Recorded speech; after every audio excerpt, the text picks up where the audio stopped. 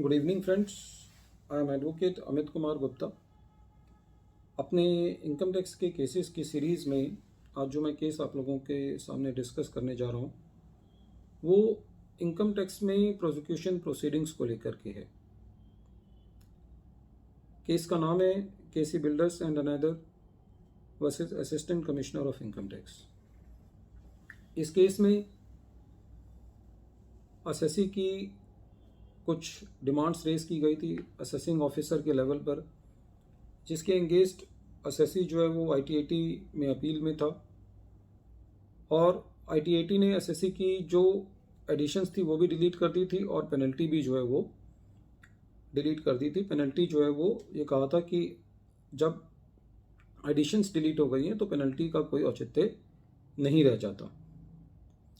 लेकिन side by side assessee की against department ने प्रोसिक्यूशन जो है वो लॉन्च कर दिया था। असेसी ने मेट्रोपॉलिटन मजिस्ट्रेट साहब के पास ये अर्जी लगाई कि हमारी एडिशंस जो है वो डिलीट कर दी गई हैं ITAT के द्वारा और पेनल्टीज भी जो है वो ड्रॉप कर दी गई है, इसीलिए अब हमारे अगेंस्ट जो है वो प्रोसिक्यूशन का भी कोई महत्व नहीं रह जाता, कोई औचित्य नहीं रह जाता। लेकिन मेट्रोपॉलिटन मजिस्ट्रेट साहब ने ये कहा कि आपके अगेंस्ट चार्जेस जो हैं वो फ्रेम हो चुके हैं, मैटर क्रॉस एग्जामिनेशन की स्टेज पर है, इसीलिए जो प्रोसिक्यूशन जो है वो इस लेवल पे ड्रॉप नहीं किया जा सकता। जब ये मैटर MM साहब ने असेसी को रियायत नहीं दी इस मैटर में, तो असेसी जो है वो इस फैसले के अगेंस्ट हाई कोर्ट गया और हाई कोर्ट ने भी यही फैसला दिया कि क्रॉस एग्जामिनेशन की स्टेज चल रही है, चार्जेस क्रिएट हो चुके हैं, तो इस चीज़ से फ़र्क नहीं पड़ता कि जो एडिशंस हैं वो डिलीट हो गई हैं और पेनल्टी भी जो है वो ड्रॉप कर दी गई है।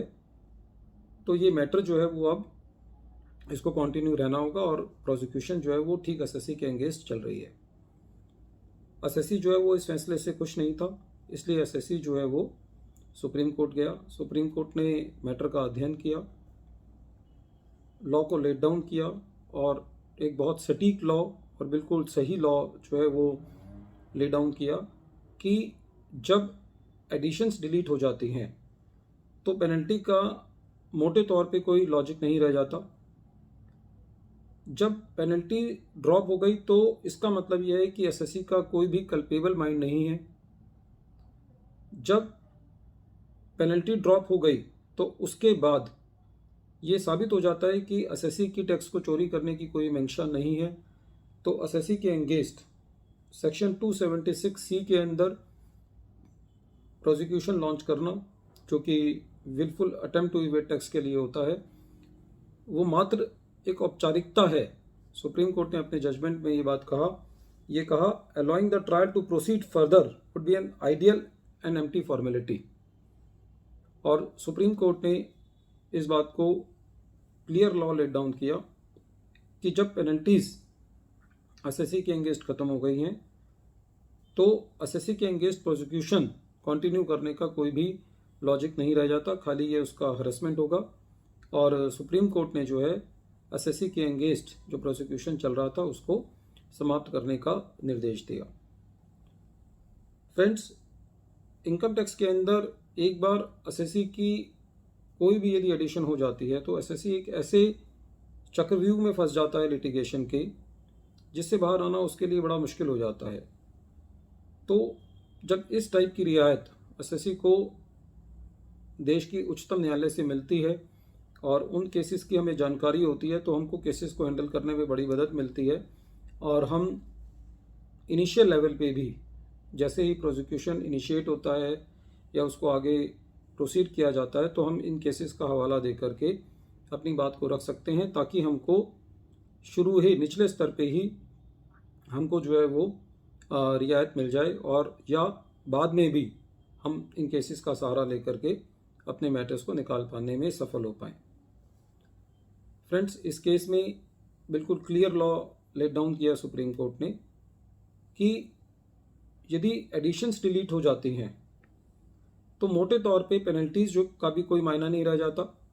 क्योंकि जब एडिशन ही नहीं है तो एसएससी का टैक्स चोरी करने की मंशा नहीं है, और जब पेनल्टीज़ ख़त्म हो जाती हैं तो प्रोसिक्यूशन तो उससे भी बाद का स्टेप होता है, जो कि एसएससी को जेल भेजने के लिए होता है। जब एसएससी के ऊपर पेनल्टी ही नहीं है, उसकी एडिशन ही ख़त्म थी, तो उसके ऊपर प्रोसिक्यूशन चलाना जो है वो उसका खाली एक उसको परेशान करने वाली बात होगी, उसका जो है वो हरेसमेंट होगा। तो इसलिए सुप्रीम कोर्ट ने एसएससी के हक में फ़ैसला दिया। उसको काफ़ी लंबी लड़ाई लड़नी पड़ी। एमएम साहब ने एसएससी की नहीं बात सुनी, हाई कोर्ट से भी रियायत नहीं मिली, लेकिन अल्टीमेटली सुप्रीम कोर्ट ने एसएससी के हक में फ़ैसला दिया। मैं एक बार दोबारा केस का नाम रिपीट कर रहा हूँ। केस का नाम है KC builders and another versus assistant commissioner of income tax, और ये केस 265 ITR पेज नंबर 562 पे रिपोर्ट हुआ। केस बहुत पुराना है। केस की डेट है 28 जनवरी 2004, लेकिन ये केस बहुत इंपॉर्टेंट है प्रोसिक्यूशन के मैटर्स को समझने के लिए। Thank you friends.